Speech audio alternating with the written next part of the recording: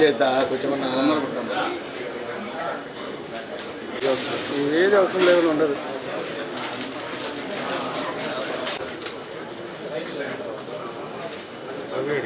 వైఎస్ఆర్ కడప జిల్లా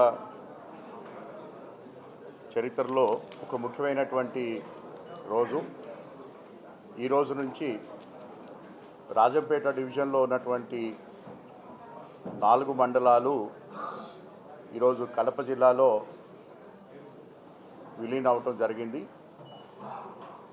అంటే ఇప్పటి వరకు అన్నమయ్య జిల్లా పరిధిలో ఉన్నటువంటి రాజంపేట రెవెన్యూ డివిజన్ని 4 మండలాలు అంటే నందలూరు, రాజంపేట, అదేవిధంగా వీరబల్లె, సుండుపల్లె ఈ 4 మండలాలుతో ఉన్నటువంటి రాజంపేట డివిజన్ని కడప జిల్లా వైఎస్ఆర్ కడప జిల్లా పరిధిలోకి తీసుకురావటం జరిగింది. గవర్నమెంటు దానికి అనుగుణంగా నిన్న ఉత్తర్వులు ఇచ్చున్నారు. అలాగే స్టేట్ గజెట్లో కూడా పబ్లిష్ చేయటం జరిగింది. అలాగే నిన్నటి రోజున మన జిల్లా గజెటర్లో కూడా పబ్లిష్ చేయటం జరిగింది. ఈ రోజు నుంచి ఈ రాజంపేట రెవెన్యూ డివిజను వైఎస్ఆర్ కడప జిల్లా పరిధిలో పనిచేస్తుంది. దీనికి సంబంధించి మన రాజంపేట సబ్ డివిజనల్ ఆఫీసర్గా ఉన్నటువంటి భావన గారు, sub collector Rajampet. So we'll continue as the sub collector for the Rajampet newly card Rajampet division. ఎందుకంటే దాంట్లో ఉన్నటువంటి రైల్వే కోడూరు తిరుపతి జిల్లాకి మెర్జ్ అవ్వటం జరిగింది. రిమైనింగ్ మండల్సు అలాగే మీ అందరికీ తెలుసు రాజంపేట కాన్స్టిట్యుయెన్సీలో 2 మండలాలు అంటే ఒంటిమిట్ట, అదేవిధంగా సిద్ధవటము మన కడప జిల్లా పరిధిలో ఉండటం జరిగింది ఇంతకుముందు కూడా. వాటితో పాటు ఈ 4 మండలాలు కూడా మనకి ఇప్పుడు కడప జిల్లాలోకి రావటం ద్వారా రాజంపేట కాన్స్టిట్యుయెన్సీ మొత్తంగా ఈరోజు వైఎస్ఆర్ కడప జిల్లాలో భాగంగా ఉంటుంది. తద్వారా కడప జిల్లాలో మొత్తం మనకి 40 మండలాలు జిల్లాలో ఉంటాయి. 36 మండలాలు ఇంతకుముందు ఉన్నాయి. ఇప్పుడు కొత్తగా 4 మండలాలు దాంట్లో జాయిన్ అవటం వల్ల మొత్తం 40 మండలాలు అవుతుంది. తద్వారా రాష్ట్రంలోనే అత్యధిక మండలాలు ఉన్నటువంటి జిల్లాగా మన వైఎస్ఆర్ కడప జిల్లా అవతరిస్తూ ఉంది. అలాగే ఈ 4 మండలాలు కూడా మన కడప జిల్లాలో కలిసినందు ద్వారా మన జిల్లా యొక్క పాపులేషను మనకి ఇంతకుముందు 20,30,000 జనాభా ఉన్నది. సుమారుగా 2,70,000 మంది జనాభా పెరుగుదల వల్ల సుమారుగా 23 లక్షల జనాభాగా మనకి రావటం జరుగుతూ ఉంది. అలాగే ఈ నందలూరులో ఉన్నటువంటి సౌమ్యనాథ టెంపుల్, అలాగే తెలుగు వాగ్గేయకారుడు మన అందరి జీవితాల్లో కూడా చాలా మన సంస్కృతికి అలాగే మన దైనందిన జీవితాల్లో కూడా చాలా ఎక్కువ ఇన్ఫ్లుయెన్స్ చేసినటువంటి శ్రీ తాళపాక అన్నమయ్యాచార్యులు గారు పుట్టినటువంటి ఊరు కూడా ఇప్పుడు కడప జిల్లాలోకి రావటం జరిగింది. సో దానికి చాలా సంతోషంగా ఉంది. అలాగే ఈ యొక్క ఉత్తర్వులు ఇచ్చినటువంటి రాష్ట్ర ప్రభుత్వానికి అలాగే మన ముఖ్యమంత్రి గారికి జిల్లా ప్రజల తరపున మనస్ఫూర్తికరంగా ధన్యవాదాలు తెలియజేస్తున్నాం. అలాగే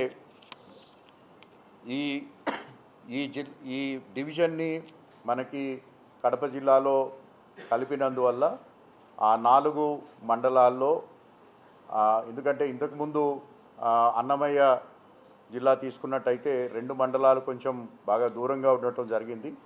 సో అలాగే వాళ్ళందరికీ కూడా దైనందిక జీవితాల్లో ప్రతిరోజు కూడా కడపతోటి ఎక్కువగా అనుబంధం ఉంది. ఎడ్యుకేషనల్ నీడ్స్ కానీ లేకపోతే ఎకనామిక్ నీడ్స్ కానీ అదేవిధంగా వారి యొక్క సాంస్కృతిక సంబంధాలు కూడా ఎక్కువగా మనకి కడప పట్టణంతో కడప జిల్లాతో ఎక్కువగా ఉన్నాయి కాబట్టి తద్వారా ఎక్కువ మంది ప్రజలు సంతోషాన్ని వ్యక్తపరుస్తూ ఉన్నారు. అలాగే వారి సంతోషాన్ని కూడా వివిధ రూపాన వారు తెలియజేస్తూ ఉన్నారు. అలాగే ఈ ఈ ఈ 4 మండలాలతో ఉన్నటువంటి రెవెన్యూ డివిజన్ని మనకి కడప జిల్లాలో కలిపినందువల్ల ఎటువంటి ఇన్స్టిట్యూషన్స్ని కానీ అంటే ఇప్పుడు ప్రస్తుతం రాజంపేటలో ఉన్నటువంటి ఇన్స్టిట్యూషన్స్ ఏవైతే ఉన్నాయో డివిజనల్ ఆఫీసెస్ కానీ లేకపోతే పోలీసు ఆఫీసెస్ కానీ లేకపోతే జ్యుడిషియరీ ఆఫీసెస్ కానీ ఏ ఒక్క ఆఫీసు కూడా ఎక్కడికి కూడా తరలించడం అనేది జరగదు.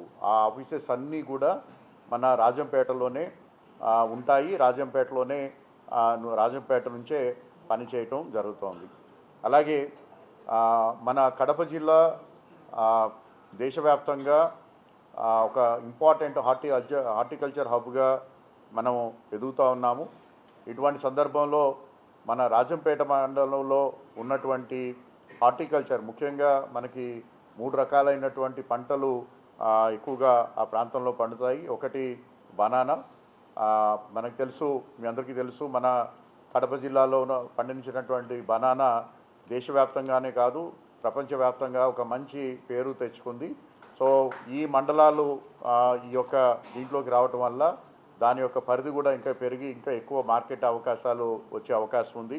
అలాగే మనకి చీనీ పంట కూడా ఎక్కువగా ఈ ప్రాంతంలో పండిస్తారు. అలాగే నిమ్మ కూడా ఎక్కువగా పండిస్తారు. మామిడి ఎక్కువగా పండిస్తారు. అలాగే బొప్పాయి కూడా ఈ ప్రాంతాలు ఎక్కువగా పండిస్తారు. హార్టికల్చర్లో అక్కడ మన ఈ ప్రాంతంలో ఉన్నటువంటి రైతాంగం అంతా కూడా హార్టికల్చర్ పంటలకు ఎక్కువగా మొగ్గు చూపుతున్నటువంటి తరుణంలో మన గౌరవ ముఖ్యమంత్రి గారు ఏదైతే హార్టికల్చర్ రాయలసీమని హార్టికల్చర్ హబ్గా తీర్చిదిద్దాలి అని చెప్పేసి ఒక ఆలోచనతోటి ఉన్నారో అటువంటి ఆలోచనని ఈ యొక్క కడప జిల్లా ముందు వరుసలో ఉండి నిలబెడుతుందని చెప్పేసి మన జిల్లా ప్రజలందరి తరపున గౌరవ ముఖ్యమంత్రి గారికి తెలియజేసుకుంటున్నాము.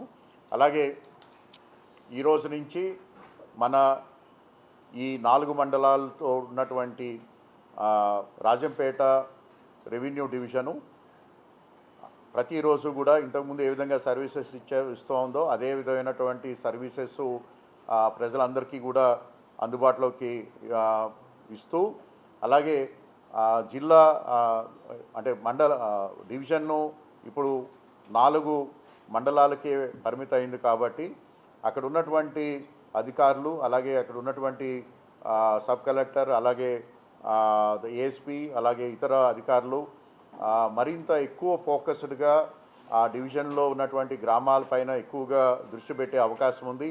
అలాగే ప్రజలకి అడ్మినిస్ట్రేషన్ని దగ్గరగా తీసుకువెళ్ళే అవకాశం వచ్చింది కాబట్టి ఆ రకంగా మనం కృషి చేస్తామని చెప్పేసి మీ అందరికీ కూడా తెలియజేసుకుంటున్నాను. అలాగే ఒక 1 వీక్లో ఏవైతే పేపర్ వర్క్ ఉందో అంటే ముఖ్యంగా బోర్డ్సు ఎరెక్షన్ దగ్గర నుంచి అలాగే స్టేషనరీలో కానివ్వండి లేకపోతే బ్యాక్ ఎండ్లో ఉన్నటువంటి కంప్యూటర్ సిస్టమ్స్ ఇవన్నీ కూడా ఇంటిగ్రేట్ అవ్వాలి. ఆ ప్రాసెస్ ఆల్రెడీ మొదలుపెట్టున్నాము. మేబీ ఇన్ నెక్స్ట్ 24 to 48 అవర్స్లో ఆ ప్రాసెస్ అంతా కూడా పూర్తవటం జరుగుతుంది. సో ఈ సమయంలో ఎక్కడైనా ఒక చిన్న పొరపాటు కానీ లేకపోతే ఒక చిన్న అసౌకర్యానికి గురైనట్టయితే మమ్మల్ని క్షమించవలసిందిగా కోరుతున్నాను. అలాగే సాధ్యమైనంత త్వరలో ఈ సర్వీసెస్ అన్నీ కూడా ఎటువంటి ఇబ్బంది లేకుండా ప్రజలందరికీ కూడా ఆన్లైన్ సేవలను కూడా తీసుకురావడానికి ప్రయత్నం చేస్తున్నాము. అలాగే ఇన్ఫ్రాస్ట్రక్చర్ వరకు మనకి Rajampet as a revenue division almost more than 100 years చరిత్ర కలిగినటువంటి రెవెన్యూ డివిజను. అక్కడ ఇన్ఫ్రాస్ట్రక్చర్ అంతా కూడా for a long time already establish అయ్యి ఉంది. సో కొత్తగా మనకి అక్కడ ఇన్ఫ్రాస్ట్రక్చర్ గ్యాప్స్ అనేది పెద్దగా మనకి కనిపించవు. ఒకవేళ ఎక్కడైనా అదనంగా కావాల్సినట్టయితే ఇమీడియట్గా ఇన్ఫ్రాస్ట్రక్చర్ గ్యాప్లను కూడా మనం ఫిల్ చేసుకుంటూ ప్రజలకి అందుబాటులో అతి దగ్గరగా సర్వీసెస్ అందటానికి ఇది ఒక మంచి ప్రాంత ప్రజలకి ఉపయోగపడుతుందని చెప్పేసి తెలియజేసుకుంటూ ఈ అవకాశం ఇచ్చినటువంటి మీడియా మిత్రులందరికీ కూడా నా హృదయపూర్వకమైనటువంటి ధన్యవాదాలు.